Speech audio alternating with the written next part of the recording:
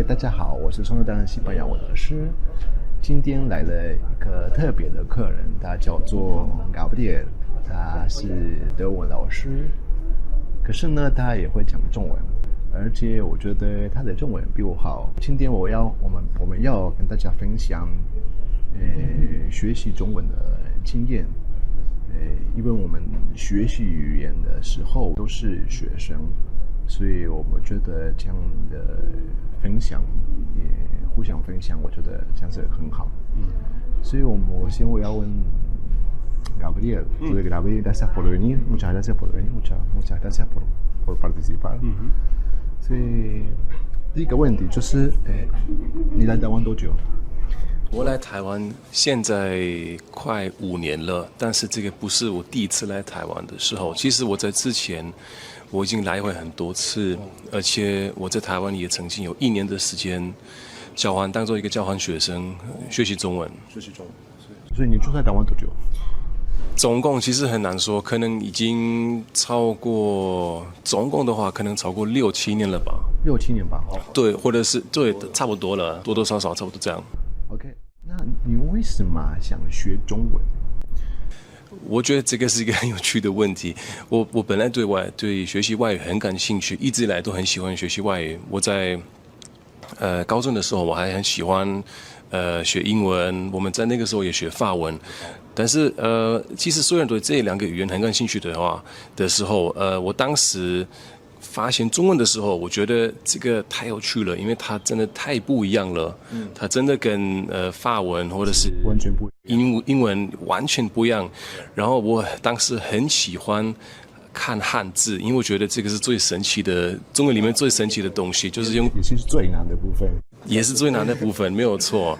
然后我觉得我看了一些相关的文章之后，我就觉得我好想要真的掌握到这个东西，我很想可以用到这个东西在我的人生当中，不管做什么，可是很想知道这个东西，然后这个就让我开始学中文了。不错。所以我想问一下，你学中文的动机是什么？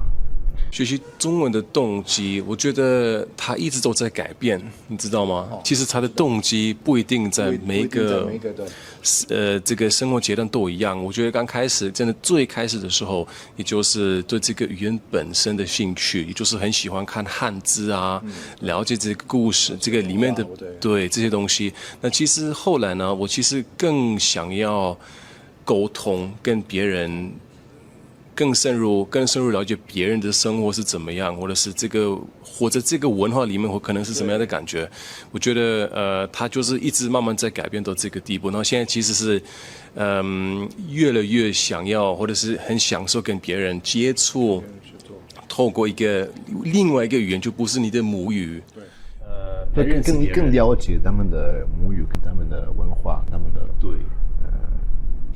社会应该是。而且其实最喜欢了解他们这个人，就是说可能是就是对方是不一定是这个文化或者是这个社会也包括这里面，可是就是很喜欢透过另外一个语言来了解别人，他是怎么样的个性啊，他喜欢做什么等等，这个也越来越，其实一直越往这个方向来走。对你来说，在学中文期间，你最大的成就是什么？最大的成就，我觉得有不同的成就的样，也就是说，我觉得第一个，我记得看汉字，然后你可以看一整句子，你不会累死了，这是第一个，因为我觉得现在对。尤其是你要习惯看汉字，然后这个汉字要拼凑在一起，就是一个汉字一个汉字一个汉字。其实你想要，我记得很清楚，刚开始的时候，你光是想要看一个句子，眼睛很累，眼睛很痛，对我来说是这样子。或者是不只是阅读哈，另外是如果你想要说出这些汉字，这些发音，我记得，你念一个中文的单字是一回事。但是你想要阅读或者是讲出一整个句子，这个很不容易，因为你想要注意它的声调，如果你想要讲得顺的话，像例如说，我现在坐在沙发上面跟你采访，跟你做个采访，这个都有很多的单字在一起。如果你说采访哦，可以啊，沙发可以，坐也可以，但是一起就不容易，就很不容易讲得比较顺，花了很久。中文是一个有声调语言，所以对我们来讲，对我来讲，这个是最难的部分。所以这个我们都经过，而且你要知道，这个都很不容易。也就是这样，这个本来就是这样子。你不要觉得说，你现在碰到，比如说你学西班牙文，跟他学西班牙文，或者是你跟我学德文，你觉得说啊天哪，比如说德文的冠词怎么样，或西班牙文的动词是多么的难。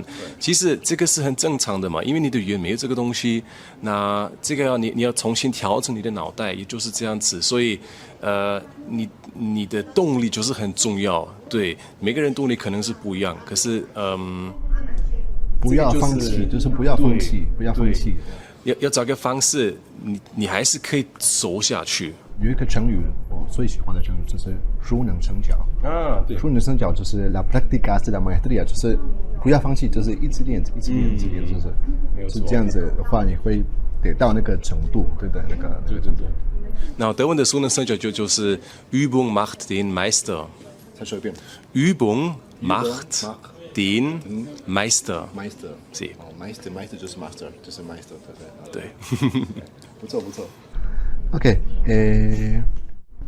你学中文最大的挑战是什么？我觉得最大的挑战 ，OK， 我跟你讲一个小小的故事好了。我透过一个故事来跟你解释好了。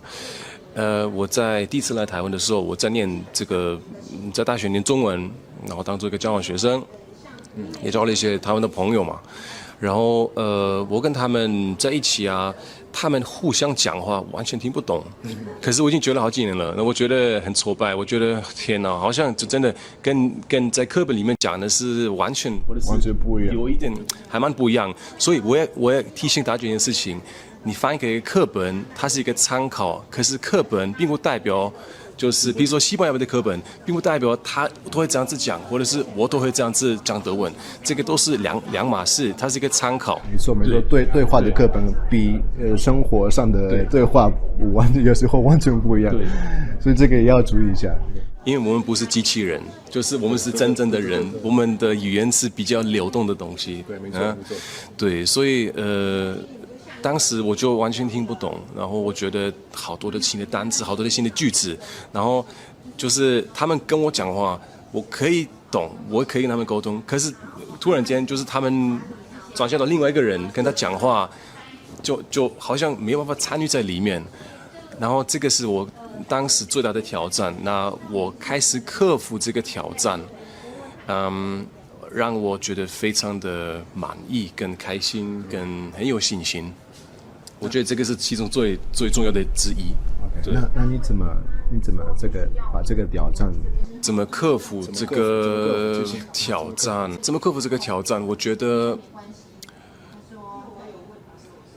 需要找你喜欢的方式，一直接触这个语言。如果你没有你喜欢的方式，如果像说你现在觉得说啊，我要看很多电影。可是你说看的电影你觉得很无聊，或者是你就更不喜欢看这个样子，就没有办法，没办法，所以你要找你喜欢的方式，因为这样子，我觉得其实这些原则 ，principios 这些原则其实都很基本，可是我们都常常忘记，其实好像会很复杂，也要做很多事情。可是这些原则就是真的可以把你带到最后面，或是带到比较可以讲一个外语讲的流利一点。这个就是都很基本的，也就是你要坚持，就是简单但是不容易，你知道吗？就是它的原则简单，但是你做得出这么久，就是不是很容易。对，就是我觉得找你喜欢的方式。就可以，不管什么方，对，不管是什么方式，还是听音乐、看电影，随便。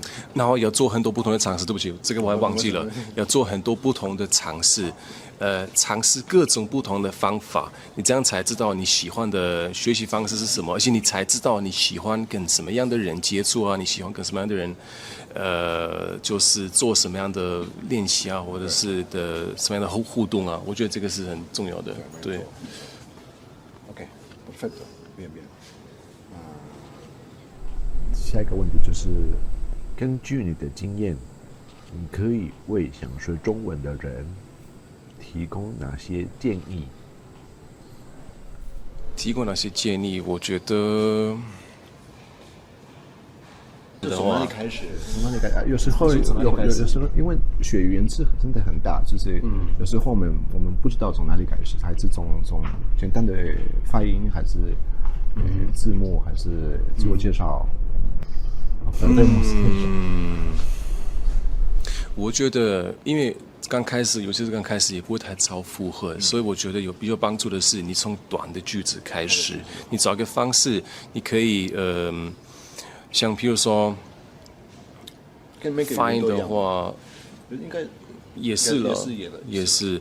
我觉得从比较短的句子开始，然后你可以一边听这些句子，你可以一边念出来。那它的文法也不会那么复杂，对。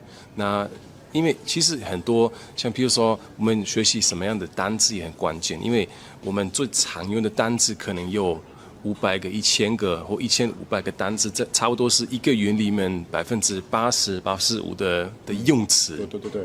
所以这个也很重要，就是例如说你现在学的一个，不知道你其实在日常生活根本就不会那么用到，我现在又想不起一个好的例子，我这边有什么物品啊？成语吧，对之类的，同舟共济之类的，这种很奇怪。可能这个在中文里面还蛮常用的，可是对外国人来说，可能不会那么一直每天都要用到，那么快用到，对。可是这个你要筛选出来哪些单字很重要，哪些单字没那么重要，因为这些比较不重要的单字，反正你会顺其自然就会一直碰到。然后如果是常用的单字呢，其实你这样想，不管从哪一个主题开始的话，不管你对花感兴趣，你对文学感兴趣，你对哈利波特感兴趣，你对看电影或者足球感兴趣，这些用词常用的用词会一直重复出现，所以不管你看一个历史书，这些常用的动词还是会出现，或者是你看关于花的一个纪录片，常用的动词或单词还是会出现。对。下一个问题就是，你能流利说中文的秘诀是什么？没有秘诀，秘诀就是，我想中文的好，有一些，你跟我分享一下吧。突然发现哦，现在我比较好一点。可是我没有感觉到，这是我讲，这个过程，因为学语言就是一个过程，就是可是没有感觉到什么时候变成更流利。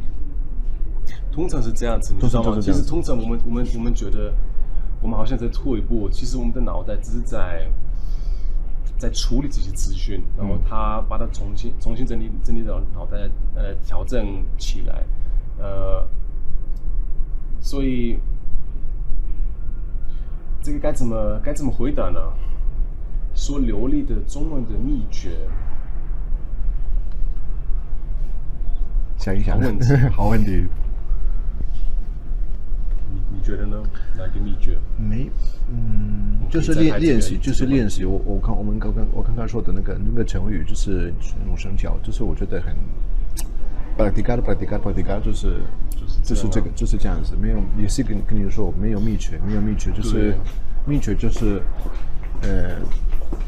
一直练，就是这样子。就是不要，而且还有一些害怕，就其实在前半，就是不让你真的学得更。我觉得重点是因为每个人